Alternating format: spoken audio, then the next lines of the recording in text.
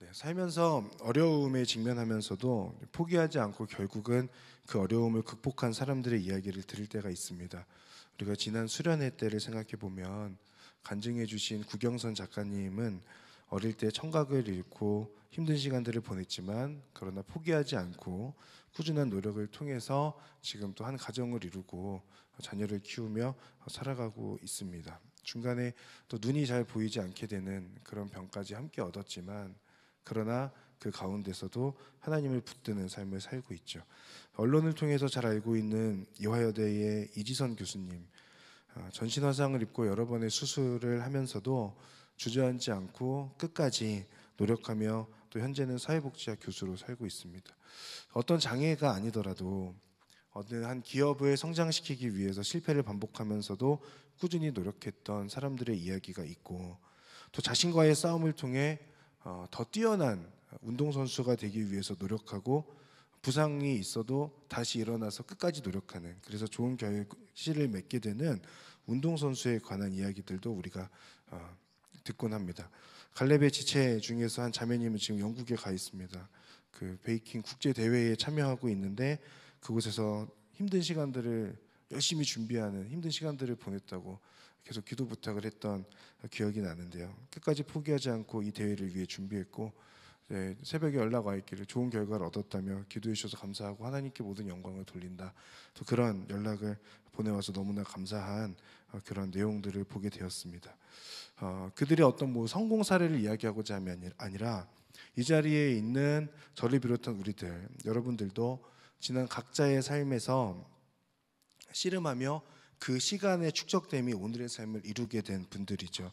많은 사람들에게 드러내지 않더라도 각자 힘들었던 시간들과 또 그 시간들에 직면했던 어떤 그런 노력들, 그리고 그 안에서는 잘 보면 하나님을 의지하며 버텨냈던, 하나님을 붙들고 씨름하였던 각자의 시간들이 있지 않은가라는 생각을 해보게 됩니다. 그리고 그 결과가 지금 이 자리에 있는 우리들의 삶이 된 것이죠.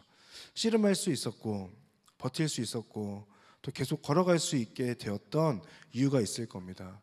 이 자리에 있는 여러분들이 계시지만 각자 다 다른 이야기, 각자 자신만의 어떤 이유 혹은 동기들이 있지 않을까 생각하게 되는데요. 여러분의 삶을 이끌어온 지난날의 동기가 무엇인지 여러분 한번 돌이켜 보신 적이 있으십니까? 여러분이 지금 이 자리에 내가 있게 되기까지 어떻게 내 삶이 이끌어오게 되었는가, 그리고 나는 어떠한 씨름들을 했었는가, 무엇을 포기하지 않고 끝까지 붙들고자 노력하는 그런 시간들이 있었는가. 중요한 시험을 앞두고 있을 때 그 시험을 위해서 내가 소중하게 여기는 것들 혹은 내가 좋아하는 것들을 포기하면서까지 그 시험을 준비해야 하는 어떤 그런 시기가 있지 않습니까? 그 시기에는 그 시험에 좋은 결과를 얻기 위해서 혹은 그 시험에 또 합격하거나 패스하기 위해서 내가 애쓰고 수고하고 노력하는 시간들이 있죠. 그런 것처럼 내가 지금의 나를 돌이켜 볼 때에 내가 그 씨름 가운데 어떠한 씨름들을 했고 어떤 노력들을 해왔는가, 이것들을 한 번쯤은 돌이켜보는 그런 시간들이 있으면 좋겠습니다. 정신없는 매일의 삶이지만 그러나 한 번은 꼭 그런 시간들을 이번 한 주 동안에 여러분의 삶에서 가져볼 수 있기를 바랍니다. 그러면 내가 무엇에 우선하는 가치를 두고 살아왔는지를 파악할 수 있죠. 지난 날을 돌아보는 것, 그것은 과거에 얽매이는 삶이 아니라 현재와 미래를 다시금 재조정하며 다시 내가 나아갈 수 있게 하는 그 힘이 되지 않습니까? 잠시 세상의 소리와 바쁜 일상을 잠시 접어두고 과거에 비추어서 지금의 나를 돌아보는 그런 시간들이 여러분에게 꼭 있기를 바랍니다. 이 사도행전을 통해서 계속 사도 바울의 이야기를 우리가 보고 있는데요. 바울은 3번에 걸친 전도 여행 후에 예루살렘에서 붙잡히게 되었죠. 예루살렘에서 붙잡힐 것을 예상하고 있었지만 그럼에도 피하지 않고 예루살렘으로 가게 되었던 것은 사도행전 20장 24절에 그 고백이 바울 가운데 분명히 있었기 때문입니다. 유명한 고백인데 우리 한번 같이 읽어보겠습니다. 그러나 나는 내가 달려갈 길과 주 예수께서 내게 주신 사명, 곧 하나님의 은혜의 복음을 증언하는 사명을 다 완성하기 위해서라면 내 생명을 조금도 귀한 것으로 않습니다. 주님께서 주신 사명, 즉 하나님의 은혜의 복음을 증거하는 사명을 다 완성하기 위해서 그래서 바울은 예루살렘으로 가게 되었던 거죠. 이것을 위해서라면 생명까지도 귀한 것으로 여기지 않고 헌신하는 삶을 살아가겠다라고 하는 그 믿음의 고백과 결단이 바울에게 있었던 겁니다. 그 결단을 가지고 예루살렘으로 나아갔는데 그 예상했던 대로 바울을 죽이려는 사람들에 의해서 붙잡히게 되죠. 그리고 나서 21장부터 24장까지의 내용, 지난주까지 봤던 예루살렘에서의 바울은 투옥당하고 혹은 고문당하고 죽음의 위협을 받고 있는 그 상황 가운데서도 굴복하지 않는 그런 모습을 보여줍니다. 또한 자신이 예루살렘에 온 목적, 하나님의 은혜의 복음을 증거하는 것, 그 사명에 충실한 모습을 바울을 통해서 우리는 계속해서 보게 되는 겁니다. 23장에서는 대제사장 아나니아가 앞에 있었고 24장에서는 벨릭스라고 하는 총독이 있었고 오늘 본문인 25장에서는 벨릭스의 뒤를 이은 베스도라고 하는 그 총독 앞에 서 있는 바울을 볼 수 있습니다. 다음 주에는 아그리빠 왕 앞에서 이야기하고 있는 바울의 모습을 보겠죠. 그리고 사도행전의 마지막 28장에 가서 보면 로마에서 죄수의 신분으로 복음을 당당하게 외치고 전하는 그런 바울의 모습을 확인할 수 있습니다. 점점 사회적 지위와 영향력이 더 있는 그런 사람들과 장소에서도 자신의 그 계획과 그 뜻 그리고 자신의 그 사명을 굽히지 않고 계속해서 그 복음을 전하는 데까지 나아가는 그런 바울의 모습을 확인할 수 있습니다. 앞에서 제가 언급했던 분들 그리고 지금 이 자리에 있는 우리들의 삶이 지금에 이르기까지 그 삶을 지탱하고 이끌어왔던 힘이 무엇인가? 동일하게 바울이 담대하게 복음을 전하는 그 사명에 충실하며 상황과 환경에 구애받지 않고 사람에 구애받지 않고 그 사명에 충실하여 복음을 전하는 데까지 나아갈 수 있었던 그 이유가 무엇인가? 오늘 말씀에서 이 부분을 나누고 싶습니다.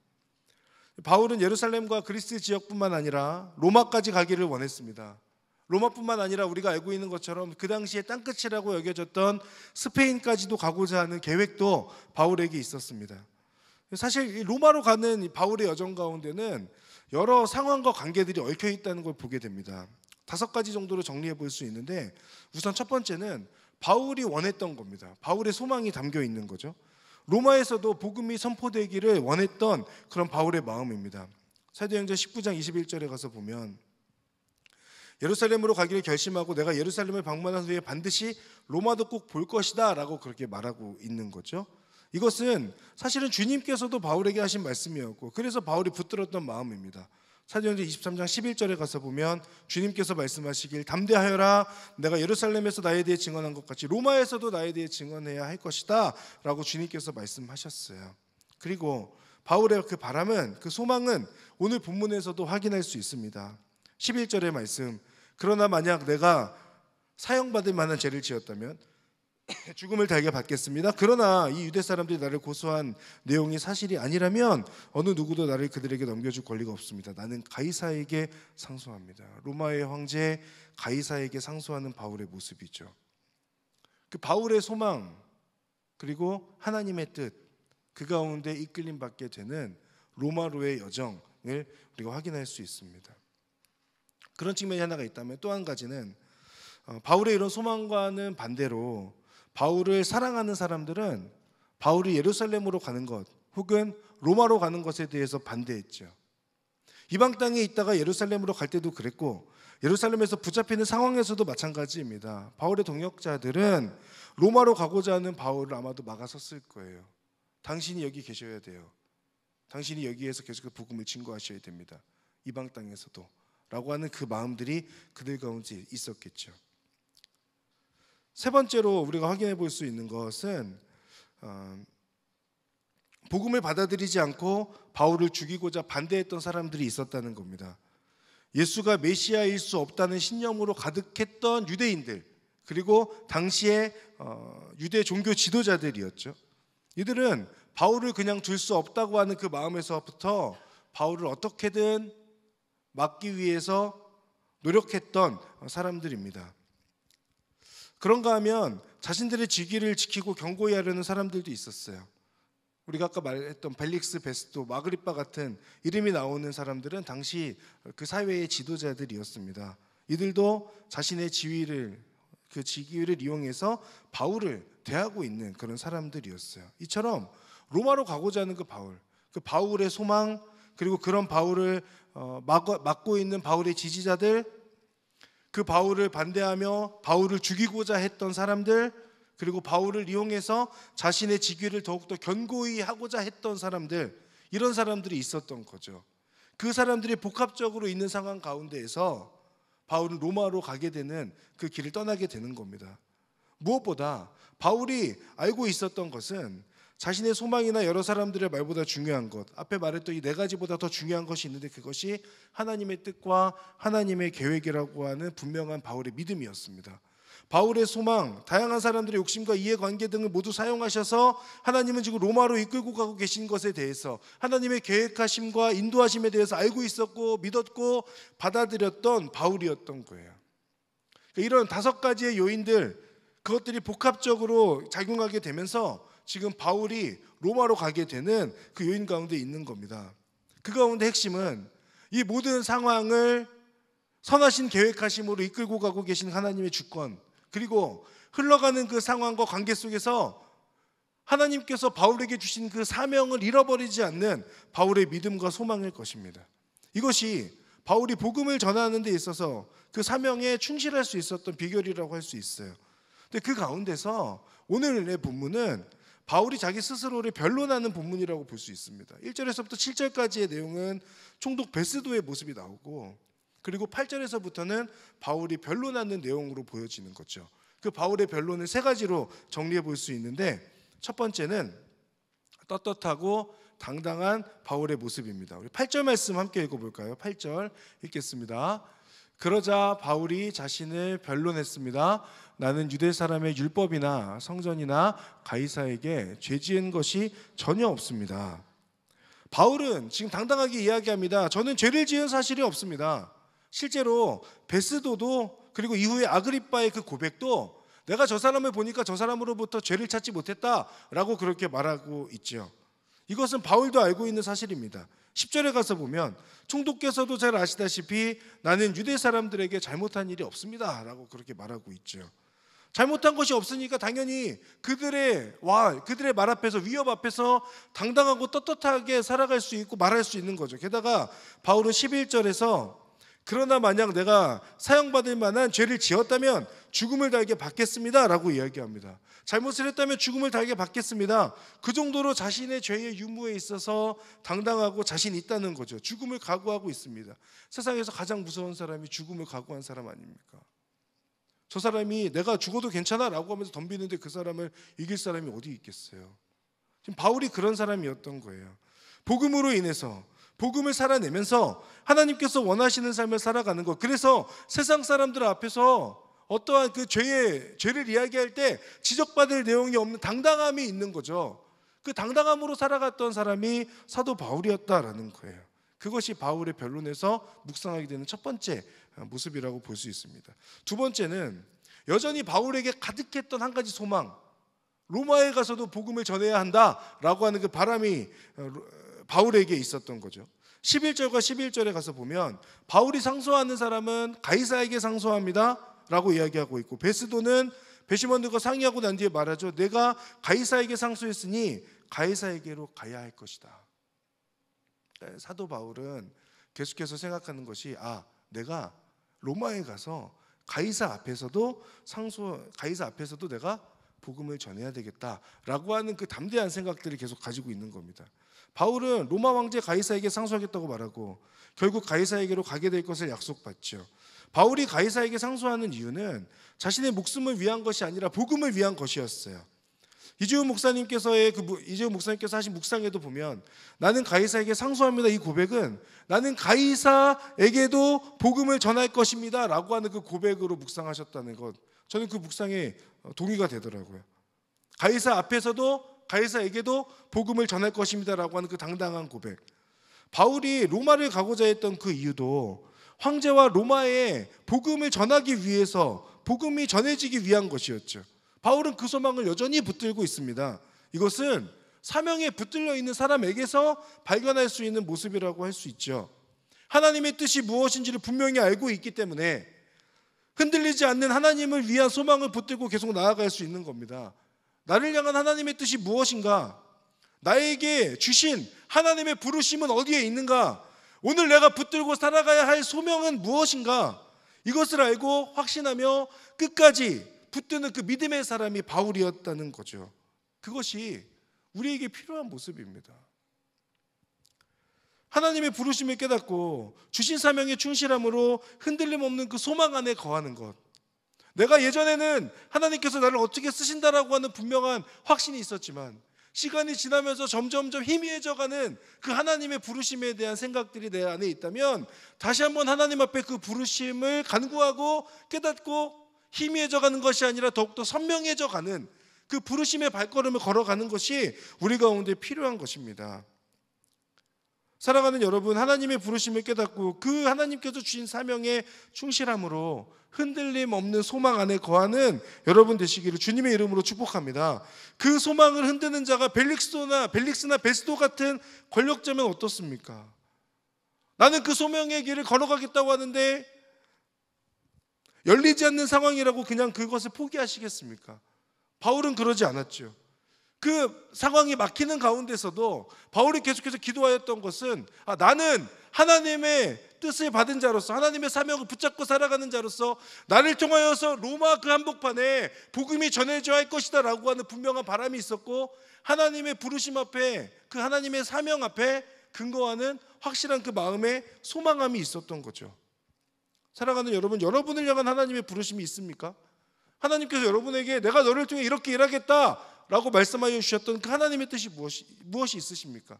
내가 너에게 이것을 부탁한다라고 말씀하신 그 여러분에게 맡겨주신 하나님의 사명, 그 사명이 여러분들 가운데 더욱더 선명해지는 은혜가 있기를 바랍니다. 그 여러분의 삶을 인도하고 계신 주님의 선하신 그 계획하심, 그 믿음으로 여러분의 마음 가운데 내 욕심이 아니라 주님의 뜻에 합하는 그 소망을 붙들고 흔들림 없이 믿음으로 살아가게 되는 여러분 되시기를 주님의 이름으로 축복합니다. 이처럼 복음을 경험하고 살아냄으로써 세상 앞에서 당당하고 하나님께서 맡겨주신 그 소명에 의해서 흔들림 없이 소망을 붙들 수 있는 근원적인 요인이 있죠. 그것이 19절의 말씀입니다. 우리 19절 말씀 같이 한번 읽어보겠습니다. 시작.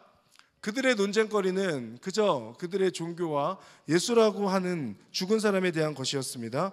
바울은 예수가 다시 살았다고 주장하고 있었습니다. 아멘.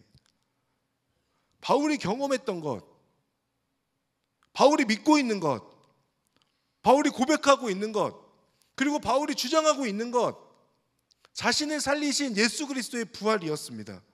이것이 바울의 세 번째 변론이죠. 자신은 세상 앞에서 잘못한 게 없다. 자신이 믿고 있는 것은 당신들이 말하는 것들이 아니라 나를 살리신 예수 그리스도의 부활을 믿고 있다 라고 하는 그 분명한 고백이 바울 가운데 있는 거예요.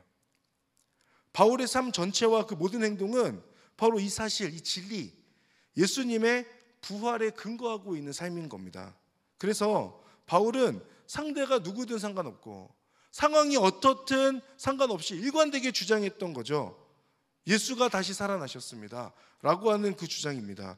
예수님이 다시 살아나셨습니다, 부활하신 예수님을 믿으십시오 라고 하는 그 당당함에서 오는 그 고백이 가는 곳마다 많은 사람들에게 감동을 불러일으키고 주님의 은혜를 깨닫게 되고 많은 사람들이 예수님을 믿게 되는 데까지 쓰임받게 되었던 거죠. 어제 바울과 나 뮤지컬을 봤습니다. 물론 중간에 졸긴 했습니다만, 그러나 바울 역할을 했던 오종혁 그 배우가 얼굴이 엄청 작은데 그분이 핏대를 세우며 가장 많이 했던 대사가 뭔지 아십니까? 예수님의 부활입니다. 여러분, 예수님이 부활하셨습니다, 부활하신 예수님을 믿으십시오 라고 하는 그 고백을, 그 외침을 그렇게까지 가슴에 꽂히게 할 수 있는가라는 생각이 들 만큼 그 뮤지컬에서 바울 역할을 했던 그 배우의 그 고백이 너무나도 저에게 이렇게 마음속에 팍 박히는 그런 시간이었어요. 그것은 무슨 얘기냐면 바울을 이야기할 때 부활하신 예수님을 빼놓고는 바울을 논할 수 없다는 거예요. 과거의 어떤 모습이든 그것이 중요한 게 아니라 다메섹으로 가는 길에 예수님을 만나고 그 부활하신 예수님으로 인하여서 그의 삶이 완전히 변화되고 그 이후부터는 복음을 증거하지 않고는 살아갈 수 없는 그런 사람이 바울이었던 거죠. 예수님의 그 부활은 바울의 삶을 바꾼 유일한 이유이자 바울이 당당하고 소망 안에 거하는 삶을 살도록 이끌어가는 힘이었습니다. 사랑하는 여러분, 예수님의 부활을 믿고 계십니까? 여러분을 구원하신 예수님의 부활을 믿고 계십니까? 어떻게 사람이 다시 살아날 수 있냐라고 하는 그 의심이 여러분들 가운데 혹시 있으십니까? 오늘 이 시간 성령님께서 여러분의 마음 가운데 찾아가셔서 그 의심에 있는 그 모든 의심들 가운데 안개가 걷히는 것처럼 하나님의 뜨거운 은혜가 임하고 그로 인하여 내 안에 있는 안개 같은 그 의심들이 거쳐지는 은혜가 있기를 바랍니다. 예수님은 사람인 동시에 하나님이세요. 그러니 우리가 우리의 머리로 이성으로 온전히 믿어지지 않을 수 있으나 그러나 나에게 주신 그 은혜를 기억하며 주님께서 나에게 주시는 그 은혜로 말미암아 내 안에 주님은 부활했다라고 하는 것이 진리로 믿어지게 되는 겁니다. 예수 그리스도의 부활, 그 진리 안에 거하는 여러분 모두가 되기를 주님의 이름으로 축복합니다. 설교 처음에 말씀드렸던 끝까지 포기하지 않았던 다양한 사람들에게는 각자 중요하게 생각하는 가치가 있습니다.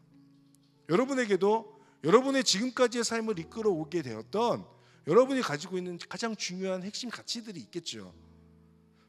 그것처럼 바울에게 가장 중요했던 핵심 가치는 부활하신 예수님이에요.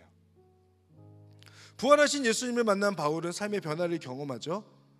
어떤 사람이든 상황이든 상관없이 언제 어디서나 당당하고 떳떳하게 흔들림 없이 예수님을 전하는 사람이 됩니다. 바울을 이끄는 힘이 바로 부활하신 예수님이었어요. 예수님의 부활은 바울의 삶만 이끌어가는 근원이 아니라 여러분과 저 우리의 삶을 이끄는 힘의 근원이기도 합니다. 여러분을 죽음에서 구원하신 그 은혜가 있고 그 가운데 예수님의 부활이 있었기 때문이지 않습니까? 예수님의 그 부활은 이 진리를 믿는 모든 이에게 부활을 약속하고 있습니다. 그렇기에 부활을 확신함으로 담대하게 복음을 전할 수 있는 겁니다. 죽음을 과거하고 복음을 전할 수 있는 겁니다. 왜? 내가 지금 복음을 전하다가 죽어도 다시 그 가운데 부활할 것에 대한 분명한 확신이, 그 믿음이 바울 가운데 있었기 때문이죠. 여러분, 우리가 예수님의 부활을 왜 당당하게 담대하게 증거하지 못합니까? 우리의 삶의 자리에서 나는 예수님을 믿는 사람이라고 말하고 예수님의 그 부활을 증거하고 예수님의 부활을 당당하게 외치지 못하는 그 이유가 무엇일까요? 여러 가지 요인들이 있겠죠. 그러나 그 가운데 가장 중요한 것은 바울이 말하고 있는 그 고백처럼 바울의 삶을 이끌어갔던 예수님의 부활처럼 내 삶에는 예수님의 부활이 전부가 아니라 다른 어떤 것도 내 안에 내 삶을 이끌어가는 어떤 가치가 있기 때문이지 않을까요? 예수님의 부활을 경험한 사람들은 예수님의 부활을 전하는 자가 되었습니다. 예수님의 죽음 앞에서 숨었던 제자들도 부활을 경험하고 나서 담대한 증인이 되었고, 예수님을 못 박았던 사람들도 부활 앞에서 예수님이 하나님의 아들이시다라는 것을 인정할 수밖에 없었고, 예수님을 인정하지 않던 수많은 사람들도 예수님을 주님으로 받아들이게 되는 그런 역사가 있었죠. 예수님을 믿는 사람들을 죽이러 다녔던 그 바울도 예수님을 위해서 모든 것을 바치는 삶을 살게 되었습니다. 이 모든 것의 이유가 어디에 있어요? 예수님의 부활이 사실이기 때문에 그런 겁니다. 예수님의 부활이 진리이기 때문에 그렇고, 그 진리인 예수 그리스도의 부활로 인하여서 내가 구원받았음을 고백할 수밖에 없기 때문에 그렇습니다. 그러니 내가 선 곳에서 어디에서든 사도 바울처럼 당당하게 예수 그리스도의 그 부활을 증언하는 증인으로 살아가게 되는 거죠. 여러분, 예수님의 부활을 믿으십니까? 그 믿음이 여러분 가운데 있다면 예수님을 부인하였지만 예수님 편에 온전히 서서 부활을 전하였던 그 제자들처럼 우리도 담대한 증인이 될 수 있음을 믿습니다. 예수님을 인정하며 삶의 주님으로 받아들인 삶을 살아갈 수 있는 겁니다. 예수님을 위해서 헌신하는 인생을 살 수 있는 거죠. 예수님이 전부인 삶을 살 수 있습니다. 예수님이 내 인생의 전부가 된다고? 그러면 나도 사도 바울처럼 전도 여행을 떠나야 되는가? 나도 교회에서 일하는 목사나 전도사나 선교사가 돼야 되는가? 그런 게 아니잖아요. 예수님의 그 부활을 온전히 내 삶에 받아들이고 그것에 온전한 목적을 가지고 살아가면 내 삶의 목적이 바뀌고 방향이 바뀌고 가치가 바뀌는 것 아닙니까? 그러면 내가 무엇을 하든 주님을 위해서 하고 무엇을 하든 주님의 영광을 위해서 하고 무엇을 하든 주님만을 붙들고 살아가는 자가 되는 것 아닙니까? 저와 여러분이 계속해서 세상 가운데서 그렇게 살아가지 못하고 있는 그 이유, 여러분 그 이유를 찾으셔야 되고 그 이유 가운데 예수님의 그 부활, 죽음에서 나를 건지신 주님의 그 부활이 진정 내 삶의 능력이 되고 있는가, 내 삶의 유일한 목적이 되고 있는가, 내 삶을 이끌어가고 있는가, 그것에 대한 분명한 믿음의 고백과 그 신앙의 고백이 내 안에 있는지를 점검해 보셔야 되는 겁니다. 사랑하는 여러분, 예수님의 부활을 머리로 알게 되지 않길 바랍니다. 믿음으로 고백하게 되기를 바랍니다. 부활의 능력을 경험함으로 죄를 이겨내는 사람들 되시기를 바라고, 세상 한복판에서 당당하고 떳떳하게 살아가면서 흔들림 없는 그 소망을 붙들고 삶의 고백으로 예수님의 부활을 전하는 그리스도의 담대한 증인, 이 자리에 있는 모든 예배자들 되시기를 주님의 이름으로 축복합니다. 우리 함께 찬양하며 기도의 자리 가운데로 나아가겠습니다. 예수는 내 힘이요, 예수는 내 힘이요, 나의 기쁨, 내 참 소망, 그 이름의 생명이 내 삶의 다시 한번 예수는 내 힘이요, 예수는 내 힘이요, 나의 기쁨, 내 참 소망, 그 이름의 생명이 내 삶의 내가 살아주구나, 내가 살아주구나,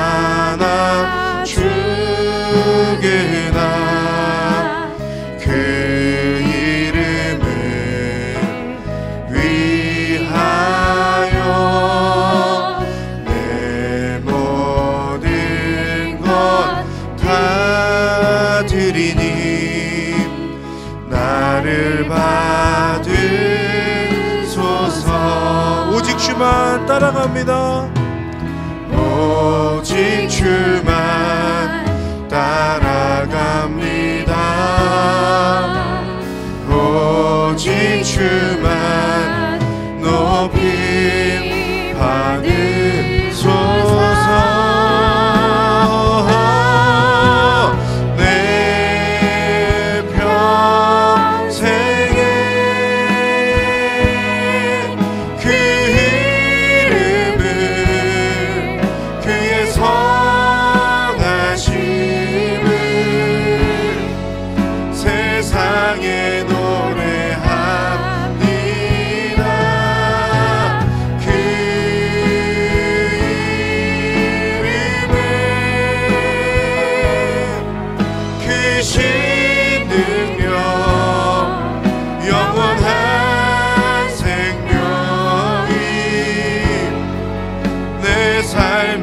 평생에 그 이름을, 그의 선하심을,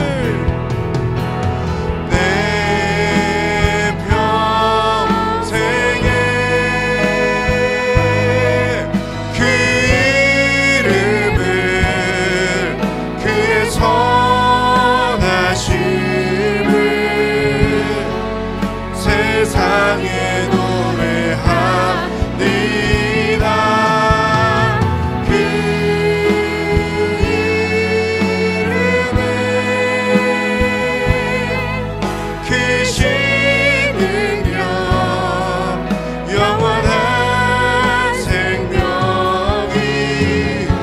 한 번 더 믿음을 담아서 고백하길 원합니다. 내 평생에 그 이름을, 그의 선하심을, 내 평생에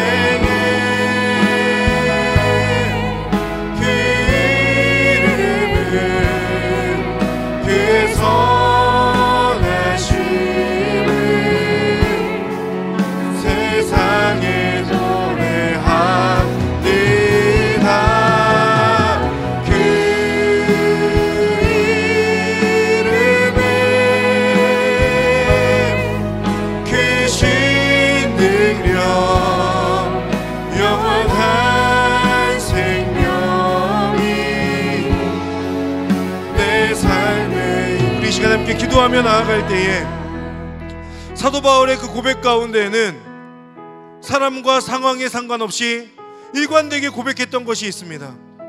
예수님께서 부활하셨습니다. 부활하신 그 예수님께서 나를 살리셨고 내가 죽음 가운데 있었으나 이제는 생명 가운데로 옮겨졌습니다. 내가 어둠 가운데 있었으나 이제는 빛 가운데로 옮겨진 자입니다. 예수님께서 부활하셨기 때문입니다. 그 주님께서 나를 살리셨기 때문입니다. 여러분, 이것이 바울의 고백이 아니라 우리의 고백이 되기를 원합니다. 여러분, 그 믿음을 담아서 함께 하나님 앞에 고백하며 나아갈 때에 하나님, 주님의 그 부활하신 주님께서 나를 위하여서 죽으시고 다시 살아나셨으며 그리고 이제는 나를 살리셔서 나를 통하여 주님의 그 부활이 증거되기를 원하십니다.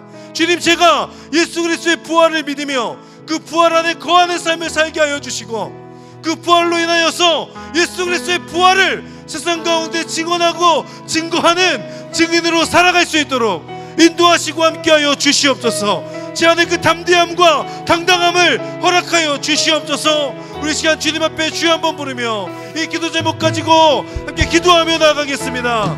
주여! 사랑하는 하나님, 하나님의 은혜를 간절히 구하며 나아갑니다. 아버지를 바라볼 수 있도록 인도하여 주시고 주님의 역사하심과 주님의 일하심 속에 아버지를 바라보며 우리 하나님과 믿음의 걸음을 걸어가는 하나님의 사람들이 될 수 있도록 주여 인도하시고 함께하여 주시옵소서. 아버지 하나님, 상황과 사람에 상관없이 하나님을 붙들고 하나님을 바라보는 그 믿음으로 살겠습니다. 주님, 나를 살려주셨사오니 나를 살려주신 그 주님의 부활에 근거하여 아버지 하나님 붙들고 살아가는 믿음의 사람이 될 수 있도록 아버지 인도하시고 함께하여 주시옵소서. 아버지 하나님, 그 부활의 주님으로 인하여 내가 새 생명을 얻었고 이제는 내가 주님의 부활을 증거하는 하나님의 백성으로 증인으로 살기를 소망합니다. 주여 인도하시고 함께하여 주시옵소서. 하나님 붙들고 살아가는 믿음의 사람 되게 하여 주십시오. 세상 속에서 당당하게 주님의 그 부활을 증언하며 증거하는 사람 될 수 있도록 아버지 인도하시고 함께하여 주시옵소서. 아버지 하나님께서 나에게 주신 그 죽음의 또 부활의 하나님 그 능력을 붙들고 아버지 살아가기를 소망합니다. 하나님 인도하시고 함께하여 주셔서 주님의 이름 안에 증언하는 자 될 수 있도록 인도하시고 함께하여 주시옵소서. 한 번 더 기도하며 나아갈 때에 하나님께서 여러분에게 어떠한 소명, 어떠한 부르심으로 여러분에게 말씀하셨고 약속하셨는지를 한번 생각해 보시기를 바랍니다. 하나님께서 여러분을 통하여 이루실 것, 하나님께서 여러분을 사용하셔서 여러분의 삶의 자리에서 여러분을 통하여 일해주실 그 영역, 그 부분들을 하나님 앞에 다시 한번 구하며 나아갈 때에 하나님, 제가 무엇을 하든 주님의 영광을 위해 사는 자가 되게 하여 주십시오. 제가 무엇을 하든 주님을 위하여 죽게 하듯 하는 자가 되게 하여 주십시오. 저를 불러주신 그 부르심의 자리에서 주님의 그 뜻을 또 주님의 그 부르심을 위하여 믿음으로 헌신하는 세상 속에서 구별된 그리스도인으로 살아갈 수 있도록 인도하여 주시옵소서. 하나님, 그 믿음을 가지고 나아가오니 하나님, 부족한 저에게 은혜를 더하여 주시고 능력 없는 저에게 능력을 주시고 담대함이 없는 저에게 담대함을 주셔서 세상 속에서 주님의 부활을 증거하고 삶으로 주님을 드러내는 증인으로 살아갈 수 있도록 인도하시고 함께하여 주시옵소서. 도와주시옵소서. 성령의 능력으로 함께하여 주시옵소서. 우리 그 주님의 은혜와 능력을 구하며 한 번 더 주여 한번 부르며 하나님 앞에 기도하며 나가겠습니다. 주여! 사랑하는 하나님, 이 자리에 있는 우리 사랑하는 지혜들을 기억하시고 예배자들의 마음 가운데 하나님의 이름을 증거하며 아버지 하나님의 이름을 높이는 자들이 될 수 있도록 주여 인도하시고 함께하여 주시옵소서. 사랑하는 하나님, 하나님의 은혜와 하나님의 뜻을 찾아 아버지 하나님을 붙들고 나아갑니다. 아버지, 내가 선 곳에서 그 부르심의 자리에서 가정에서 직장에서 모든 관계 속에서 학업 가운데에서 아버지 하나님 주님의 부활을 증거하는 주님의 증인으로 살아갈 수 있도록 아버지 인도하시고 함께하여 주시옵소서. 아버지 하나님, 모든 영광을 주님께 돌립니다.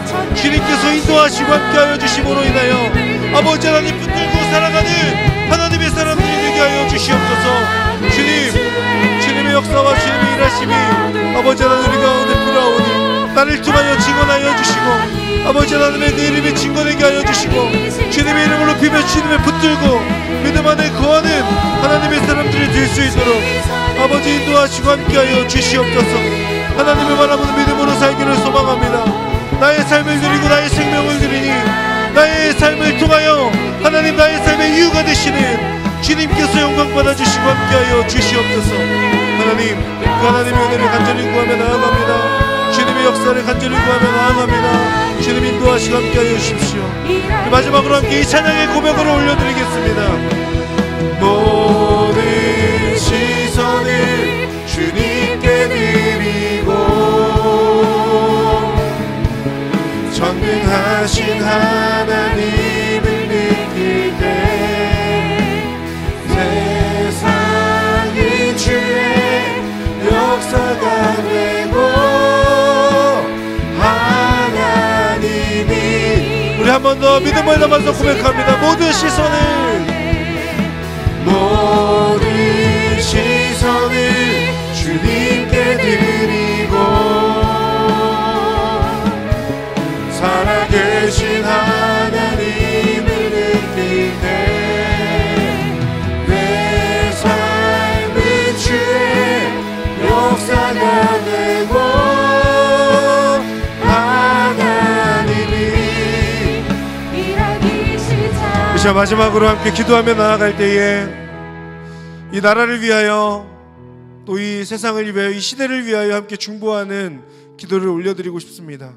하나님, 계속해서 하나님의 뜻에 반하는 목소리들이 커지고 그로 인하여 지켜줘야 할 것이 무엇인지가 혼동되고 그로 인해 지켜지지 아니하고 하나님께서 기뻐하시지 않는 그런 모습들이 계속해서 이 나라 가운데 있습니다.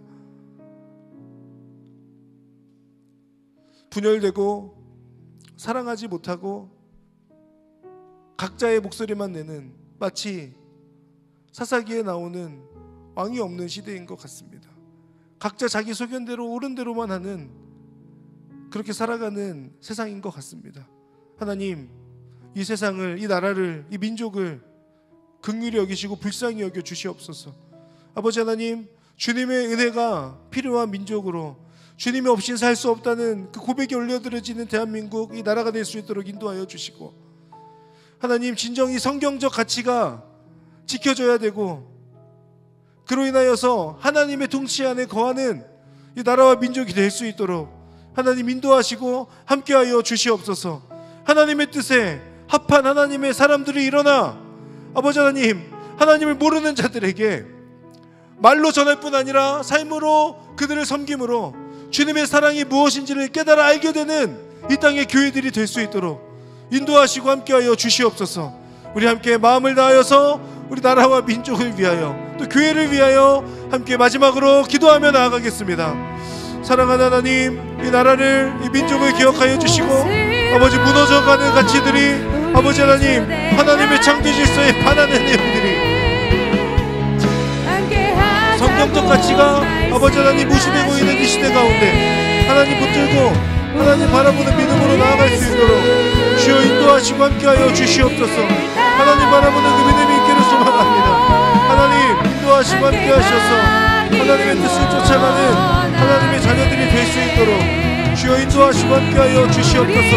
아버지 하나님을 바라봅니다. 주님의 뜻 안에 거하는 하나님의 사람들 될 수 있도록 인도하여 주시고 아버지 붙들며 우리 하나님과 동행하는 하나님의 백성들이 될 수 있도록 인도하시고 하나님의 은혜가 없이는 아버지 하나님 죽음을 향해 갈 수밖에 없음을 인정하며 하나님 앞에 회개하며 나아가는 이 나라와 민족이 될 수 있도록 아버지 이끌어주시고 함께하여 주시옵소서.